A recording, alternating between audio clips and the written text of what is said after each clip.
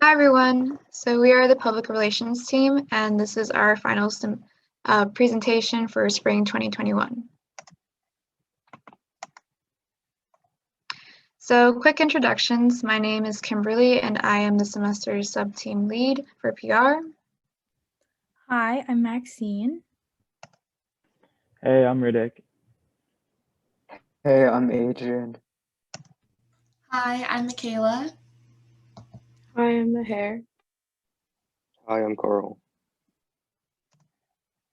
So for today's final presentation, we will have 5 main sections. We'll start out with an introduction, then we'll update you guys on our progress with partnering with CLAR Reach, as well as touching base on the efforts to better engage with our local communities. And then we will elaborate on our big event of this semester post-symposium, which was Relay for Life and how that went. And then we'll end it off with a conclusion. So to get right to it, we'll start off with an introduction of reminding you guys of what exactly PR is and why it's important to Agua Clara. So PR essentially works to represent the public image of Agua Clara Cornell and to raise awareness about Agua Clara technologies and programming to the Cornell community, to other universities and the international communities as well. And although we do work in a team, we do recognize that everyone has their unique passions and skill sets. So this semester we have created what we call sub-teams. So there are 3 main ones. There's design and marketing, and we have a few people working specifically on social media posts, the graphic designs behind that, the social media analytics, and so forth. Then we have people in the expansion and outreach sub-team, and they work more on reaching out to local, international communities, specifically partnering with CLAR Reach to hopefully expand the CLAR mission to as many communities as possible. And then we also have a website sub-team, and they are in charge of UX design and updating content on the CLAR Cornell page and adding new sections to it. So with that being said, we will now continue with CLAR Reach updates and how that went. So as we stated in Symposium, we partner with CLAR Reach as many of our members' passions aligned really well with what they were already doing. So I reached out to Will Gao, and we partnered with him and the rest of his team to do outreach, design, and website work. So since Symposium, we had 1 person working on researching potential new schools to partner with. We've had people update and edit CLAR deliverables and pitches, and we have someone continuing to work on a CLAR promotional video. For design, we have a few people working on creating more digestible graphics and layouts for new school recruitment packets. And in the future, we are planning to promote that packet with our foundation, our community, and our supporters. And then for website, we have people, we have 1 person helping redesign text-heavy pages on the ACR websites, and they still have plans to hopefully create a mobile app for ACR for outreach purposes. And we'll go into further detail in the following slides. For my personal passion project, I have been working with CLAR Reach on outreach initiatives to expand CLAR across other universities. I've been focusing on working with CLAR Reach to raise awareness of CLAR across these universities and updating deliverables such as promotional reach materials and technical posters that will be further provided to partnering universities and organizations. We have focused this semester on researching myriads of universities across the U.S. and rated each school based on size, resources, faculty, and clubs, as shown as in the Columbia University example in the figure, to narrow down our search to 20 universities that we believe will be the strongest collaborators with Agua Clara, and we'll be reaching out to them soon over the summer. We are ending this semester with this comprehensive list of rated universities to collaborate with, and will begin providing materials to start Agua Clara at these other universities.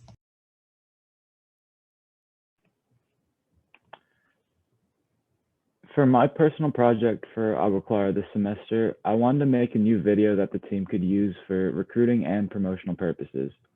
I saw that the current video that we had, and while it certainly had its strengths, there were certain areas that I felt could be improved. With this new video, I wanted to put a bit more focus on the team and include things like more footage of different sub-teams in the lab. I also wanted conversations with current members about why they joined and continued to stay a part of the team. I felt like this would put more focus on who we are and what we do as a group, and this could make it easier for donors or students who are thinking about applying to make a decision and get a better idea of what it is that we do.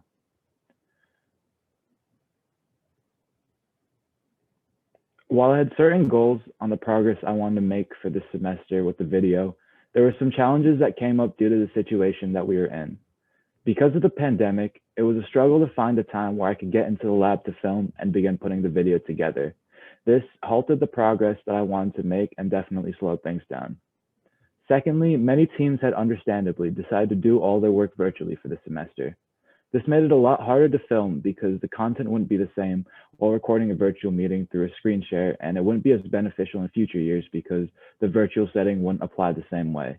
However, some good did come from this delay as I was able to take more time to think about the video, and after some members pointed some things out that I should consider, I thought more about the order and the sequence of the video. I also thought more about how to incorporate some of the other teams and individuals into the video who are on sub-teams who might not make as much sense to film in lab sessions, and I thought about how I could make the video more inclusive for the team in general. While continuing the planning of this video, I was able to meet with Will from the CLAR Reach team and talk more about the video and what plans needed to be made. We agreed that it made more sense to take this project into next semester when things would be more in person. That way the quality of the footage would be better and it would give us more time to plan out the sequences and details of the video while also not rushing the editing process. The picture on the right is an example of a storyboard I drew up trying to sequence how the video would play out and the different parts that I wanted to include. I definitely want to do a lot more planning with this so that I'm ready to film next semester. As we talked about during symposium, Adrian and I both stated that we're really interested in doing graphic design for our passion projects. Kim brought us into the CLAR Reach packet team to help design a new informational packet for potential partners. We will help CLAR Reach to communicate CLAR's mission to a general audience and give them a summary of our work. Along with other ACR volunteers, we already created a full draft of the packet.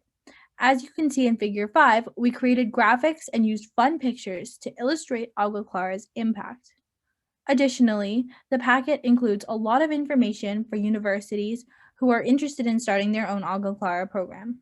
This is shown on Figure 6, which has some common questions potential partners may have, followed with some answers to those questions and information about what universities need to do to start an CLAR program. We recently got the packet checked by Monroe and other members of ACR, and they told us that we need to refocus the packet to show more of CLAR's impact and benefit to students specifically so that we can pitch the program to potential universities. Going forward, we'll focus more on the impact that CLAR has on students, such as gaining experience with important technical skills, having access to a large alumni network, and having the opportunity to be part of a fun community of students. We will finish those drafts by the end of this week, meet with the ACR team, and hopefully finalize the packet by next week. For CLAR Outreach, I've been working on the marketing and outreach team, which is to help further improve CLAR's publicity and develop connections between other colleges and organizations that want to work with CLAR. I've been working on a UX overhaul to redesign certain text-heavy website pages, such as the Join Us page seen above, as well as the committees page seen in Figure 7, which details all the individual committees part of CLAR. Individually, I've taken on the task of providing more clarity and styles into the technology page seen in Figure 8. Since this page has a lot more technical information about CLAR's engineering process, I've been working on incorporating more colloquial language for readers to understand. Right now, we want to cut down on unnecessary text, create more stylistic icons, and distribute the information through additional pages. However, currently we are taking a short hiatus and reconvening in the summer to keep improving on the website and hopefully add new features for pages. I'll pass it on to Kid.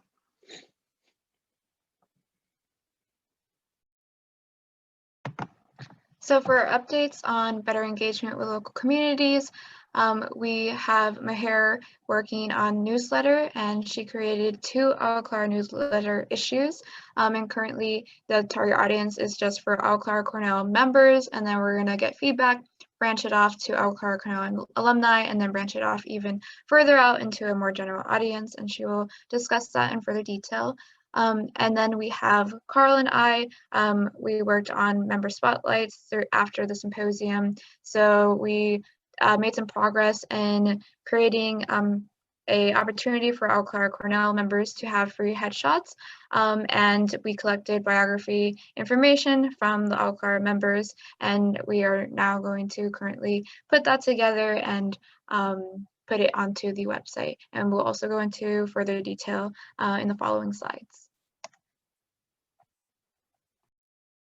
So this semester, I worked on establishing the CLAR newsletter and officially published the first of 2 issues that we'll be publishing in the month of May. The first issue you can see in figure 11, and the newsletter had 4 sections, which consisted of sub-team updates, which detailed what every sub-team was working on for the month. And in the future, I plan to include this section once a month to prevent redundancy and convey to readers the several big projects and findings each sub-team accomplishes. We also had upcoming events, which details any important community events or official CLAR events that are coming up. Water jokes, which is just a fun, lighthearted section full of water-related jokes, and interesting water articles, which provide cool water technology and sustainability-related news articles.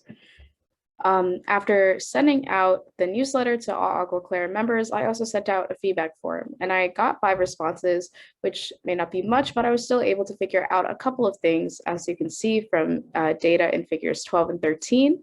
And what we found was that all participants found the newsletter to be informative, and 80% found sub-team updates to be their favorite section.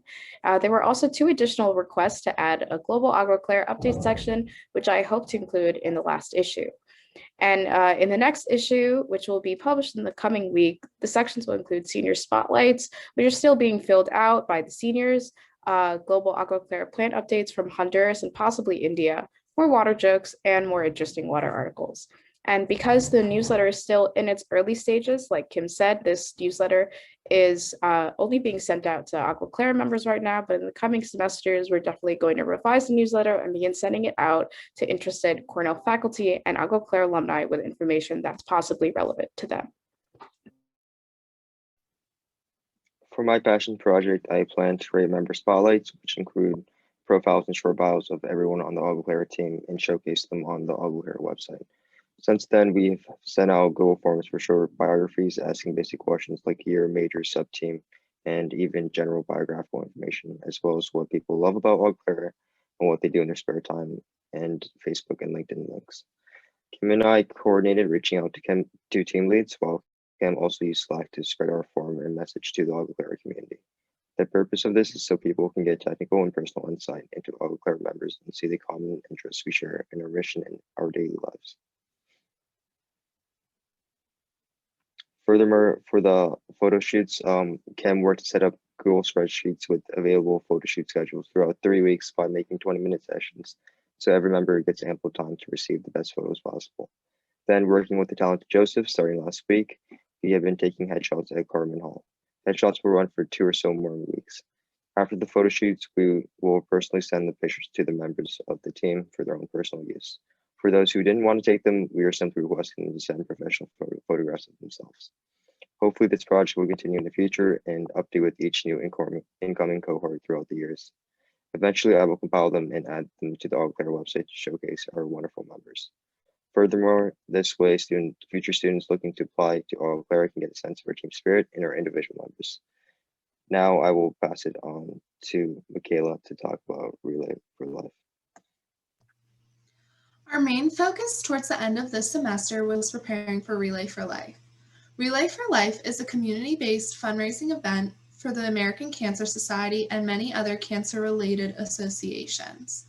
The American Cancer Society's Relay for Life movement is one of the world's largest peer-to-peer fundraising events dedicated to saving lives from cancer. For our Relay for Life event on May 2nd, we prepared by employing methods similar to our Giving Day. through creating engaging posts across all Agua Clara social media accounts, utilizing the Agua Clara Slack channels, and contacting alumni. In addition, since this was an in-person event rather than online, we prepared in-person stations and activities for attendees, of course following all COVID guidelines. Our results exceeded our expectations, as we had a high member turnout at all stations, including water painting, games, and ice pops, which all had high levels of engagement. Finally, we are always aware of future improvements to adopt for the next Relay for Life or events, including focusing more heavily on donations from members and alumni, a stricter outreach schedule and marketing schedule, and raising more awareness about the importance of Relay for Life farther in advance. I will pass it off to Adrian to explain a little bit more in detail about the methods we employed. The PR team used several methods to advertise for Relay for Life. A main form of advertising was via Instagram, as it is our most engaged social media platform, recently reaching a total of 500 followers. From April 15th to May 1st, the PR team collectively shared 5 Instagram posts and 2 Instagram stories. On the left is our first Instagram post, which announced that Agua Clara will be partaking in Relay for Life and let our followers know to be on the lookout for more details to come. Our second form of advertising was through Facebook, with it being our most followed social media platform with nearly 900 followers. We decided to use Facebook to reach people that might only follow us through this platform. We released our Instagram post on Facebook as well. Furthermore, we created a Facebook banner that our members could use on their personal pages. These same exact posts were also released on our LinkedIn page to reach alumni that might be following us. On the right is a picture of the Facebook banner we designed. Unfortunately, due to poor weather conditions, we had to switch our original plan to host our event outdoors on the Art Squad to an event that would take place indoors in several buildings around the engineering quad. Spike ball and water guns had to be replaced by a poster making and a board game station. On the left of the screen is an Instagram post that detailed the original activities we had planned, and then on the right side is an updated post detailing the last minute change. Despite having our event be indoors, many people showed up to show their support. On the upper left-hand corner is an image of passwords we created to give to all our participants. Throughout each station, they would get their passwords sent by a member of the PR team to be eligible for 2 community credits, 1 for attending and a second one for participating in all of the activities and posting selfies of themselves at each station on the Relay for Life Slack channel. On the screen are pictures of the posters where Agua Clara Cornell members showed up to their respective nation's pride and signed their names next to the Agua Clara Cornell logo. A total of 28 members attended the event. On this page, we have 3 pictures corresponding to 3 of the activities. People played games including poker, tic-tac-toe, hangman, and Pictionary. Members also showed off their art skills and created masterpieces at the water painting station. In the upper right-hand corner is a picture that was taken in the dancing and ice house station, where members showed off their best moves and in return received an ice pop and a sticker sheet. On the lower right-hand corner is the total amount team members donated. We were only able to raise $60.55. However, the main purpose of a Relay for Life event was to create an event for much-needed community bonding, which was a complete success as people left very positive feedback. Moving forward, if we were to host another Relay for Life event, future improvements can be made. For instance, the engagement from the entire Agua Clara team can increase.